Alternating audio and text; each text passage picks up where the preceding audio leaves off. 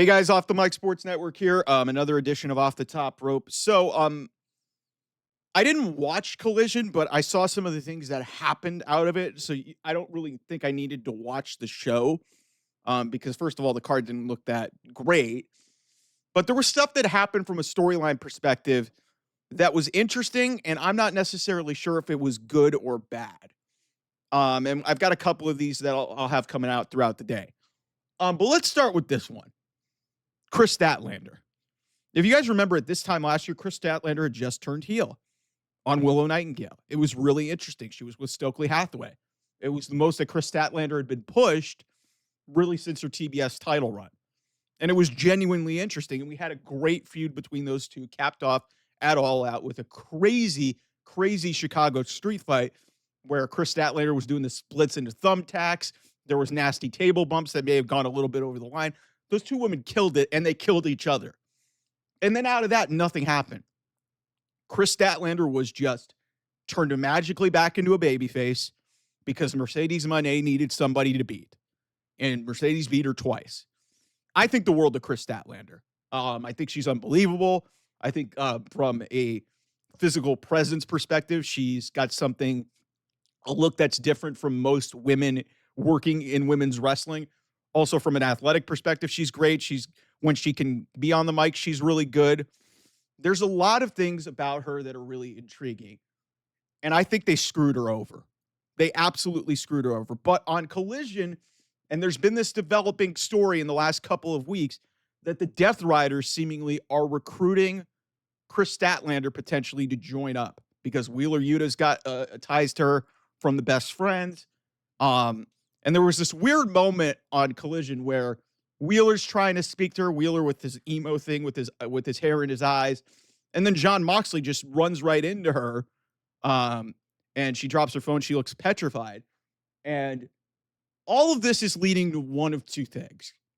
Number one, and what I think is going to happen, is she's going to turn down the Death Riders and reunite with Willow Nightingale. That's the thing that I think is going to happen. Number two, which I think would be a terrible idea, considering they turned her heel and then just immediately turned her back, which was going somewhere. This would go nowhere, is she joins the Death Riders and joins along.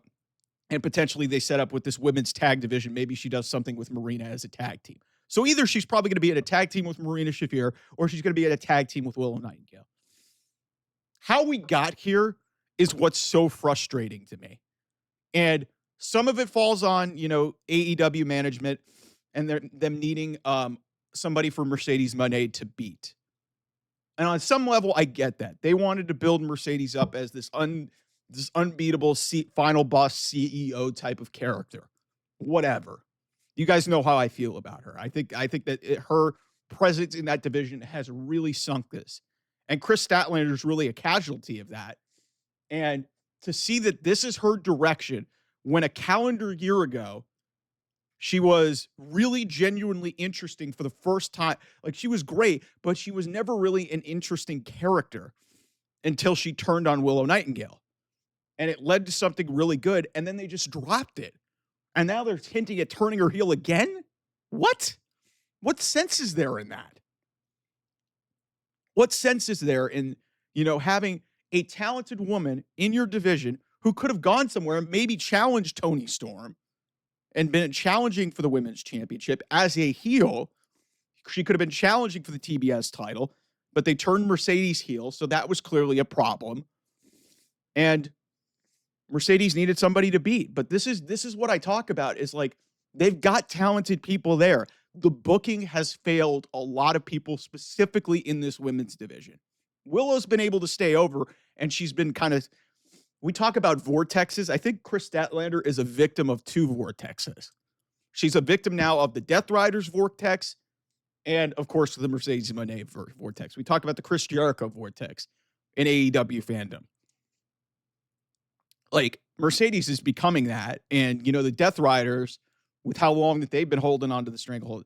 So listen, the fact that they're hinting at this, they're just trying to create some misdirection. But if she does turn heel and they go the other way on this, that's going to be infuriating. I know Jesse, the Chi-Town Smart over with JD from New York. I I don't always agree with him, but his whole big thing is with Kris Statlander, and those guys have been on this for a while. Like how that storyline got dropped, I don't understand it. That was a great match at All Out. It seemed like a launching point for Kris Statlander to go into something. She disappeared and then just came back as a babyface. It didn't make any sense. So we'll see what happens with her moving forward. But clearly, I think what the direction is, one, I think we're going to get women's tag team titles in AEW because Mercedes is probably going to be a double champion after the pay-per-view.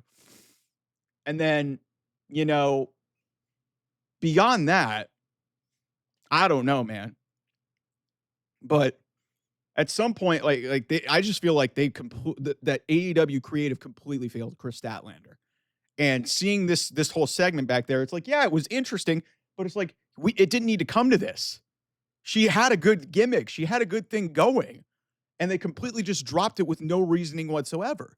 That's my problem. So I love Kris Statlander. I hope she conquers this. I hope she does a lot more, because she deserves a lot better. She's great, really talented. And if given the right booking, and they were on the right trajectory with Stokely last year, and then they just stopped it. So hopefully this is that once we get past this and it's not a heel turn and she could just reunite with Willow Nightingale, and then who knows, maybe Willow turns or something, which would be interesting. I don't know. But we'll see. Anyway, thanks so much. I'll see you guys. Bye-bye.